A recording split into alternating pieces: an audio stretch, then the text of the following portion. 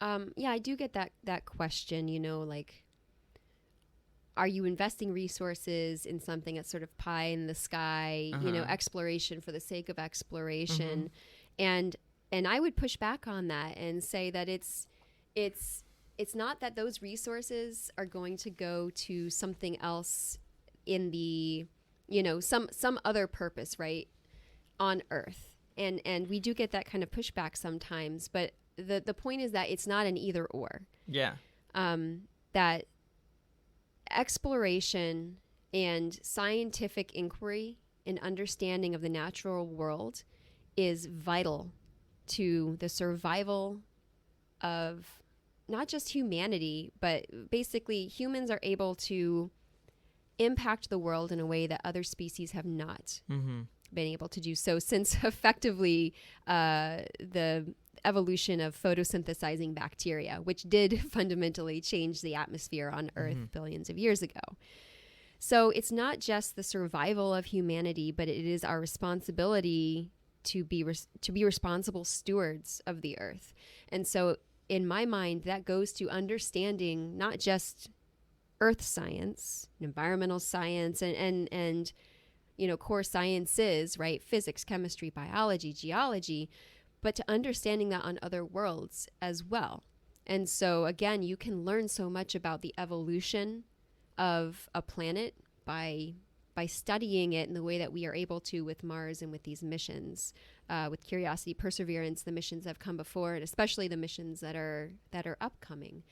Um, so these resources that are invested in these missions, it sounds like a lot to say $2.5 billion on a mission, Mm-hmm. but if you look at where $2.5 billion is spent by any global economy Mm-hmm. Yeah, basically around there's the there's world, there's there's it's plenty of money around for this thing. And yeah. even if it's just exploration for the sake of exploration, I think that even is a noble uh a noble thing to do. Like just exploration just to push the boundaries of what's actually possible for civilization. Like what else what how cool can you get more than that, right? It's There's a cool factor, absolutely. I mean, I think that I think that the scientists who, and engineers, the whole team who participates in this kind of work, we do owe it to everyone. It's not just about exploration, right? It is science. It is about pushing mm-hmm. the boundaries of science, Yes. because science is the way for us to move forward, the way for us to survive, Mm-hmm. and it's important for us to understand our natural world, and that extends beyond just the atmosphere of the Earth, right?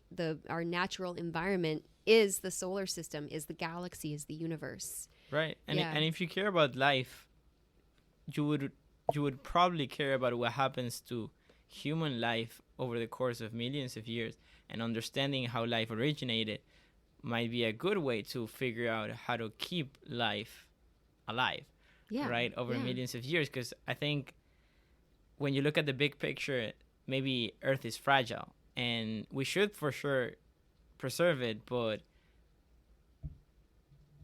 I would say it's smart to have a plan B just in case, right? And understanding what happens in other planets, how life originated, it's a way to maybe make sure that we can continue our journey, and we can continue being humans in, even if it's in just other planets or in Earth and in other planets at the same time. I think, yeah, I think looking at it's still important to look at the big picture. Definitely, it's important to look at what's happening right now, but as you said, it's not a either or. Like we need people looking at problems right now, and we need people looking at problems in the future. Solutions for the future, No right? problems in the Yeah. future. Oh, well, Solutions for the there'll future. always be problems in the future, right? Yeah. Exactly. Yeah. And I think that people, yeah, that I get a lot of questions about, when are we going to colonize Mars? And I'm like, that is so far ahead, Mm-hmm. if it is possible, right? Mm-hmm. Like exploration is one thing, right? People explore Antarctica, for example, right? What we would deem for humans to be an extreme environment. And yes, there are a handful of people who live there year round in order to keep facilities going. but it is a handful of people because it is a very challenging place. Yeah. And without resources being brought in from the outside, effectively for humans, it's not a habitable environment. At all, and yeah. I think that And Mars is worse. and Mars is far more challenging. You can't breathe the air there. So yeah, it is. So I appreciate taking the science that we're doing, the exploration, technology development, and the concept that maybe we can become an interplanetary species. But we are so far away from that. And one of my concerns truly as a scientist is that if people don't place value in the science we're doing today, how do they think we're going to get to the science of tomorrow? That's fundamental, right? Yeah. And even when we get to Mars, we would still need people studying other planets. And maybe, now we're here on Mars. Maybe we want to go to Jupiter's moon, or we want to go outside of the solar system. So, yeah, science will never be not important.